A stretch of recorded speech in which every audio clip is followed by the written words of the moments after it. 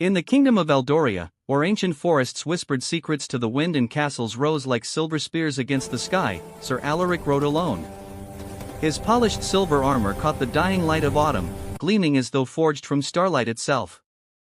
He was known across the realm as the gallant knight of the silver crest, unyielding in battle, courteous in peace, and sworn to protect the innocent. Yet beneath the helm, his heart carried a quiet ache, for he had loved and lost once before, and vowed never to let sentiment cloud his duty again. On this crisp evening, Alaric's path led him to the grand estate of House Valar, where a lavish harvest feast was underway. He had been summoned by the king to escort a precious relic, a ruby amulet said to hold the fire of eternal youth, through bandit-infested lands.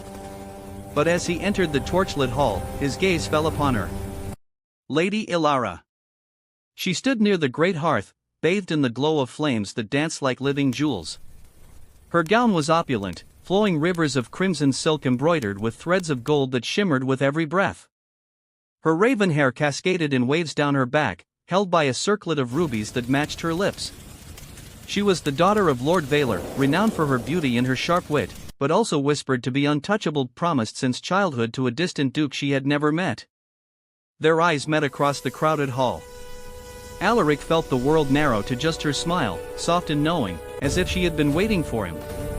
He bowed deeply, his armor clinking softly. "My lady," he said, his voice steady despite the sudden thunder in his chest.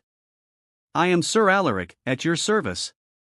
Elara inclined her head, her green eyes sparkling with curiosity. "And I am Elara of House Valar. The king speaks highly of you, Sir Knight. They say you fear neither dragon nor death." "Only boredom, my lady," he replied with a rare smile, and she laughed, a sound like silver bells in the wind. The feast unfolded in a blur of music and merriment. Alaric, ever dutiful, stood watch near the relic's guarded chest. But Elara sought him out again and again, drawing him into conversation. She spoke of poetry and stars, of the wild forests beyond the castle walls where she longed to ride free. He told her of battles won and comrades lost, of the weight of honor that sometimes felt heavier than his armor. As the night deepened, the guests retired, and the hall grew quiet. Elara led him to the balcony overlooking the moonlit gardens. The air was cool, scented with late-blooming roses. "Why do you serve so faithfully, Sir Alaric?" she asked, leaning against the stone rail. Her gown pooled around her like spilled wine. "Because it is all I have left," he admitted softly. "Once, I loved a woman. She died in a siege I could not prevent. Since then, duty has been my shield." Elara's expression softened with sorrow. "And I am trapped by duty as well. In 3 days, I wed a man I do not know, for alliances and gold.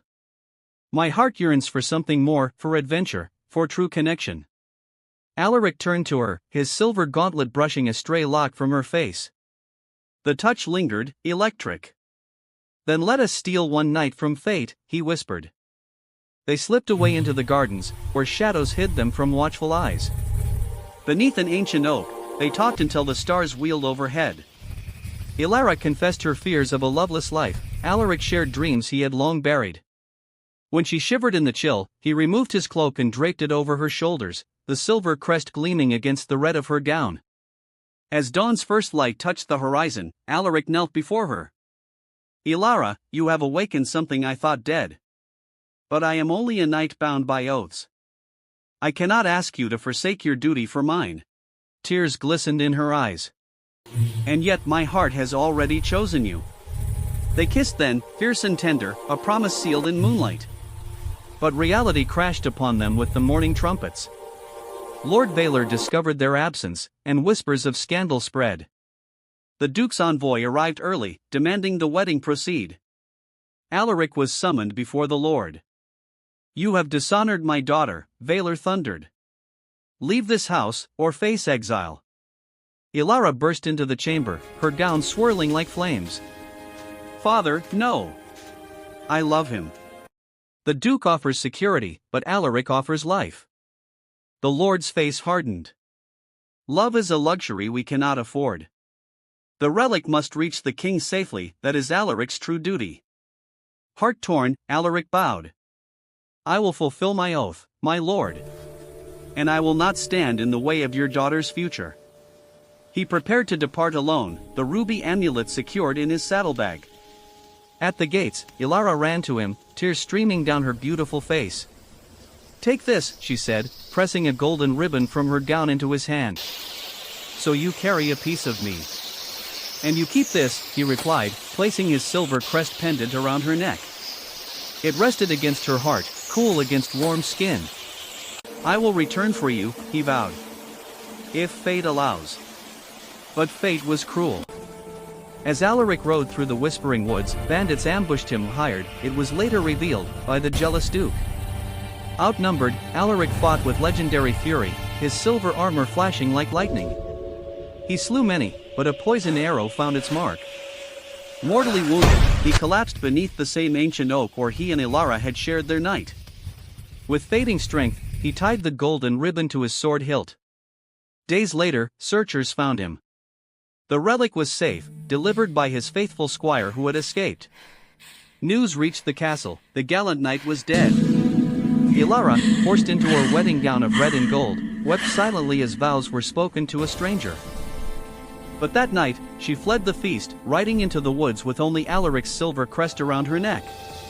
She found the oak, and there, miraculously, his sword embedded in the earth, the golden ribbon fluttering like a banner. Kneeling, she touched the hilt, and a warmth spread through her. Legends say the ruby amulet's magic, combined with their pure love, bound their souls eternally. In Eldoria, on autumn evenings, lovers still visit that oak. They say if your heart is true, you can see a knight in polished silver armor standing beside a lady in flowing red and gold, hand in hand, watching over the kingdom they both served and the love they finally claimed. Forever.